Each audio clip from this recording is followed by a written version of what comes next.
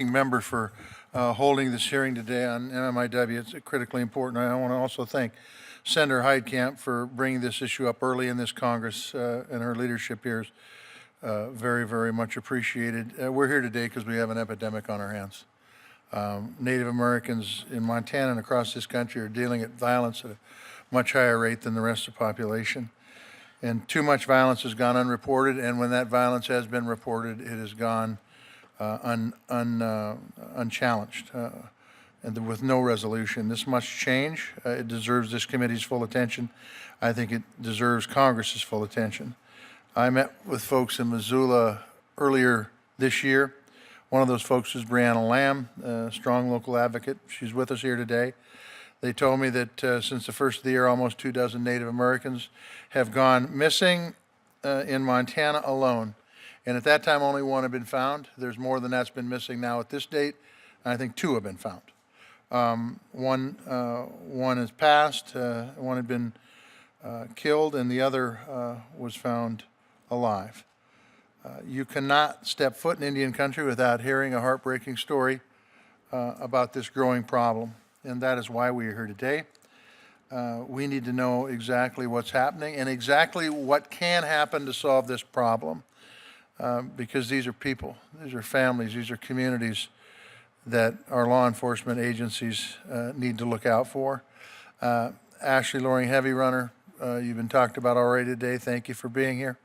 Appreciate your advocacy, and hopefully the issue with your sister Kimberly can be resolved in a very, very positive way. But the fact is, right now, there's way too many unknowns in that particular case. You know that better than anybody. We've got legislation to pass, and we can do that to help with this epidemic. But really, this first panel is going to be critically important because, number one, I want to know if you think there is a problem.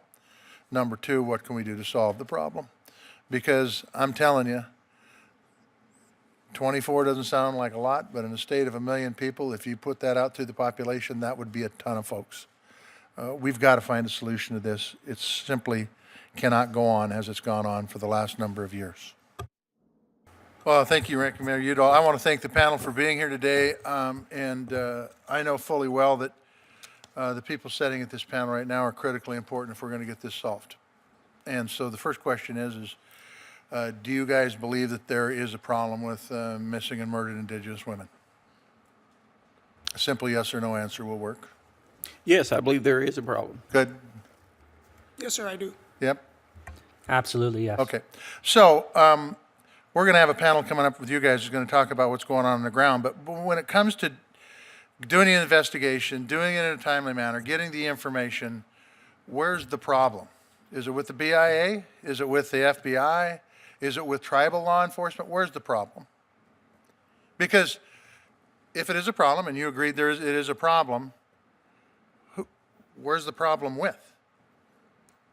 Because if this was going on any other place in the country, dare say there would be incredible hearings in this body. So where's the problem? So we know where to focus our efforts. Is it with the BIA? Well, the problem we have right now is there's not a data collection hub. Okay, let me back up a little bit. Let's take the issue of Ashley Loring. She gets reported missing. It's been God knows how many long, and there's 25 or 30 other missing women. Database or no database, why haven't we found more of them? What is the problem? Well, I think there needs to be more coordination at the beginning. When we have a missing person. Coordination between who? A coordination between the search and rescue group, the law enforcement, everybody that's involved. When we have someone that's reported missing, a lot of times it just comes in that they come up missing, and then there's a search and rescue group that usually goes out and starts searching an area. And that's true with Indian country? Law enforcement doesn't happen? I mean, well, law enforcement's involved into that, but it could be like a search and rescue group with the tribe or somebody that we bring in that's working with law enforcement. When do you guys enter into the equation, the BIA? As soon as we're notified. As soon as you're notified. Yes, and how about the FBI?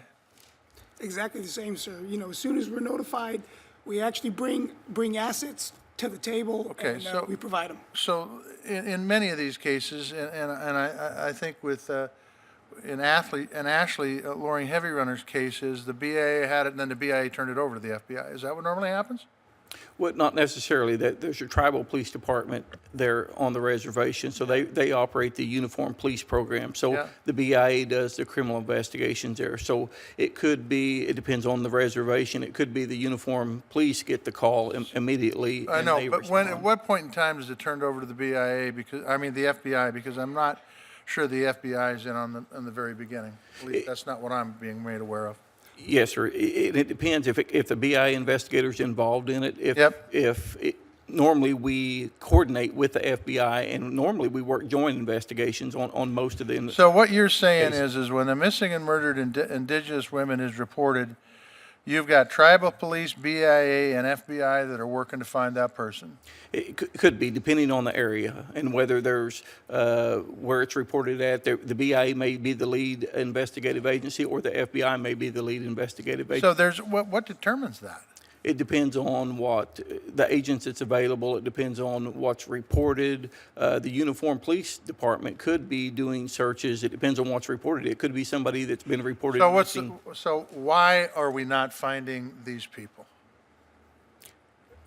Well, the evidence, I mean, we have to have tips. We follow up on all the tips that comes in, and you have to do an investigation. I mean, sometimes you don't get leads that come in to So- get you to the So end of you're- the investigation. Okay, so, and I don't mean to beat this thing to death, but in Montana, if these numbers are correct, and I believe they're even larger than this, in July, middle of July, there were 30 missing and missing women.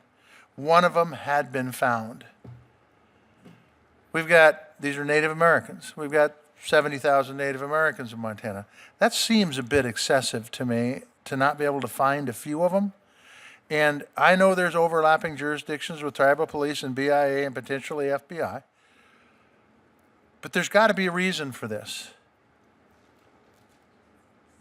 And it isn't a database. I'm telling you that if you've got people on the ground that are following up, and I think, and I'm not a law enforcement person, I'm a farmer, but the quicker you can get on it, the better chance you have of finding what's going on.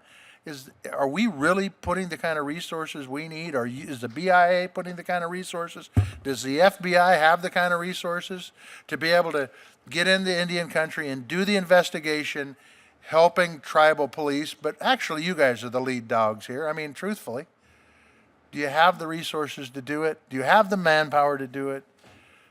Because it's not getting done, and if it's not that, it's got to be something else.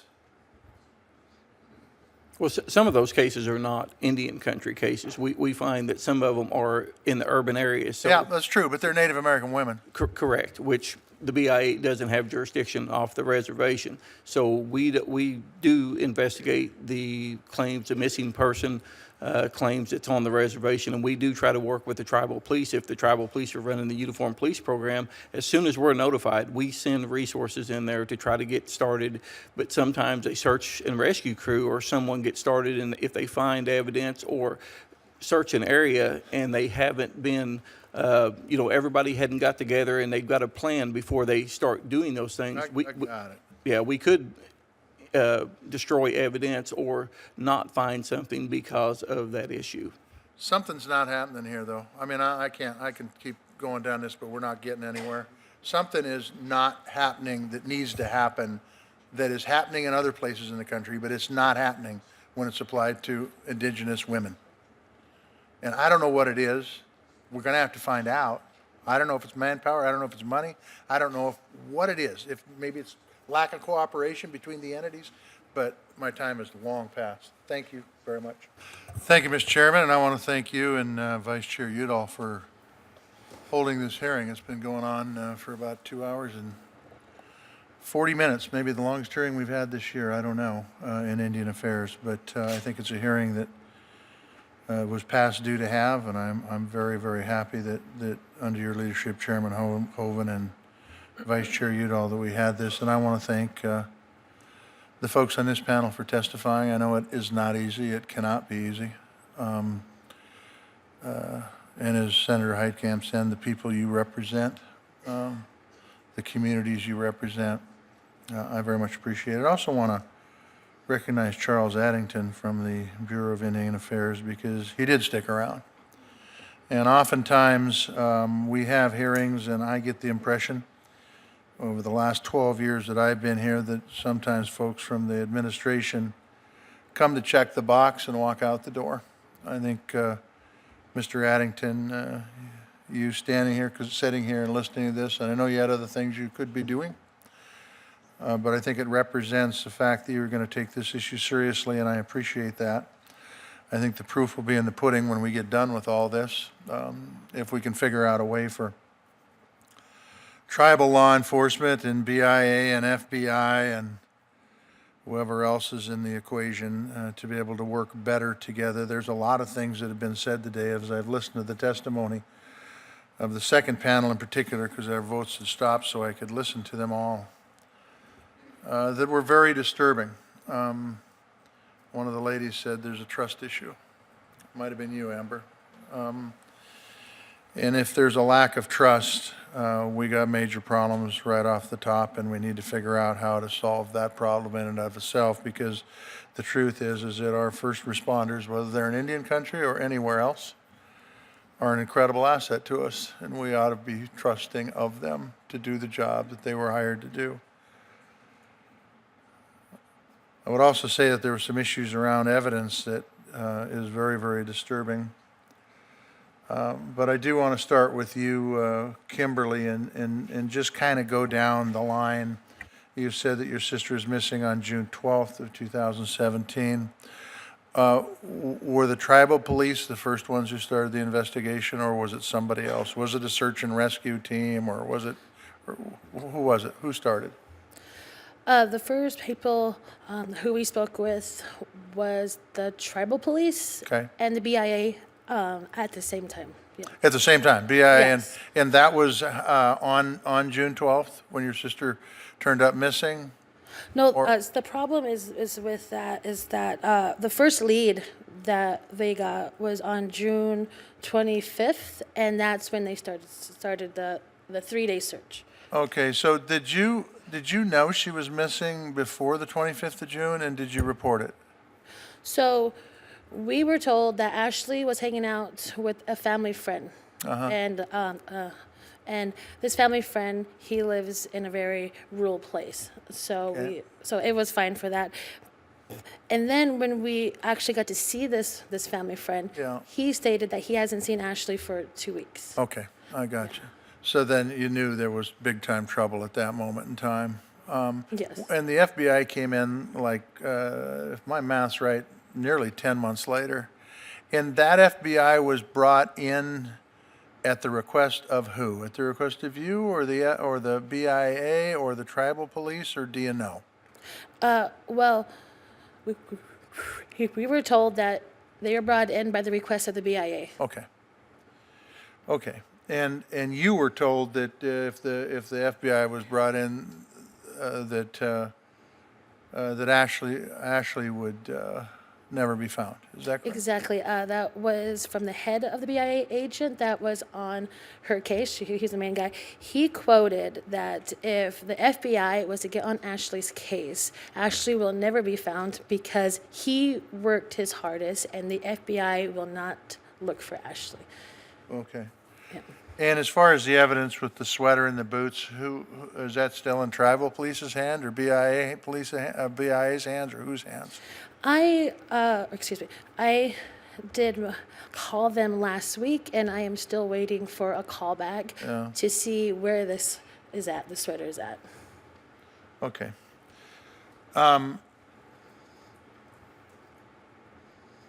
We've got work to do. There's no doubt about that. We've got to figure this out.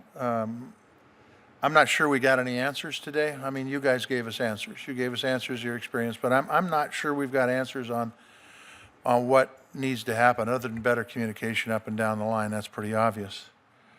But Mr. Chairman, I don't think this should be our last hearing on this. I'll just tell you that. I think we should, once again, bring in the respective law agencies and maybe even bring in some of the tribal folks on the ground that are in law enforcement this next Congress and try to figure out what's going on here, because I'll go back to where I started, and that is if we'd have a different reaction if this was non-native. I'm just telling you, it'd be a different reaction. And these folks, as was pointed out, they love and they live and they cry, and we're not living up to any of our responsibilities here, trust or otherwise. Every missing person is important. And the communities they impact and the families they impact can literally rip the heart out of you. And so hopefully we can work together. I believe you two are going to be chairman and ranking member again. Is that correct? Congratulations. And hopefully that you guys can work together this next Congress to follow up on this so that we can get some answers as to what the problem is. And I would just finish by this, and Mr. Addington, you're here, you're going to be writing up a budget pretty soon. If it's a budgetary problem, we really do need to know the facts.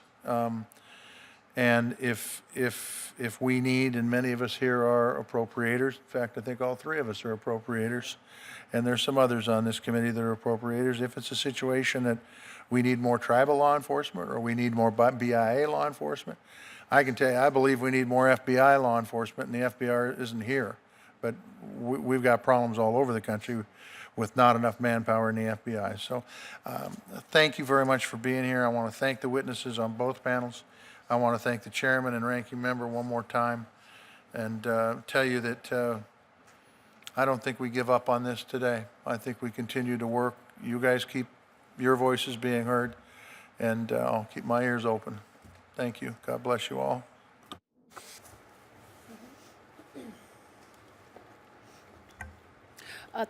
Thank you for allowing me to speak for my sister Ashley. Sorry. So Ashley went missing in June, or on June 12th, 2017. And that is exactly 18 months ago. It's exactly 18 months ago since the last time that I got to see my sister, spoke with her, to be around her. And during that time, when she went missing, the first tip that we got for Ashley was stating that Ashley was running on Highway 89 on the Blackfeet Reservation alongside the Rocky Mountain front. From this, she was running from this vehicle. And since that tip that we got that, we went with the BIA and the tribal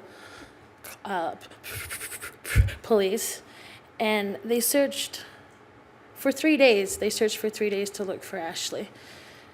And after those 3 days, they stopped. And they had this task force that they formed when Ashley first went missing, and they had one time where they spoke with each other. And then after that first meeting, they have never came back to speak of what they found about Ashley. And during that time when Ashley was missing, it was 2 months after she went missing, the BIA was still stating that Ashley is of age and is able to leave whenever she wants to. That is not a proper response when dealing with a woman that's been missing for 2 months, and despite the fact that we found a sweater with an eyewitness saying that that was a sweater Ashley was wearing during the time that she went missing. And with the leads that we received during that time was that my sister was hurt in the mountains on the Blackfeet Reservation and was placed in the mountains, or placed in the mountains. Like, that is just ridiculous. It was placed in the mountains. And there was leads saying that she was wearing this sweater and she was placed in a barrel, in an oil barrel. And where we found the sweater, there was nothing but oil barrels everywhere, and the sweater was stained with oil and stained with red marks that did look like blood. And when we switched over the sweater over to, at the time we were working with the BIA, it was after 2 weeks that we called to speak with them about this sweater. They lost it. They called us and told us that we do not know where this sweater is at. And we also found boots that was the same size as Ashley's and the same style. And when we turned over the boots, somehow these boots went from Ashley's size to a little child's size, which I do not understand how that happened. With working with the law enforcement at the Blackfeet Reservation and the BIA, we went weeks without even speaking with them. They did not call and they did not give us any information. With one time, I spoke with this officer, and he was a family friend, but he was an officer, and he stopped me and he talked to me and he said, "These guys are not taking Ashley's case seriously. They are putting her as she is of age and she can leave when she wants to."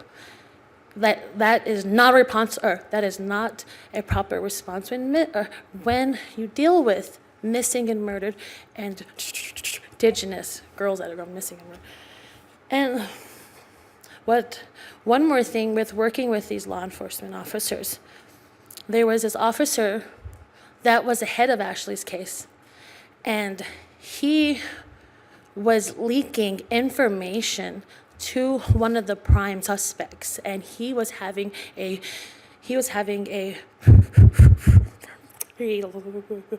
relation with this suspect. And this was not based on rumors or stories. This was facts, because I was there when this person was speaking with this officer on the cell phone. It was that officer. And I later spoke with this officer, and he did say, yes, that was me, and I was speaking with her. And I believe that if the law enforcement would have searched for my sister when she first went missing, if they would have taken her seriously, we would have my sister, and we wouldn't have to search for 18 months through the wind and 3 feet of snow, being chased by grizzly bears, wondering, is my sister in the mountains? Knowing that there is grizzly bears all over the Rocky Mountains. Is my sister up there? If they would have taken her serious as a person, because we are important, I believe that my sister would have been here, or we would have had closure. And that's what I'm here today, is to stress to you that I believe that the law enforcement did not take Ashley's case seriously, as well as other girls that have gone missing and murdered on Indian country. I think that's all I have to say for now. Thank you. I went way over.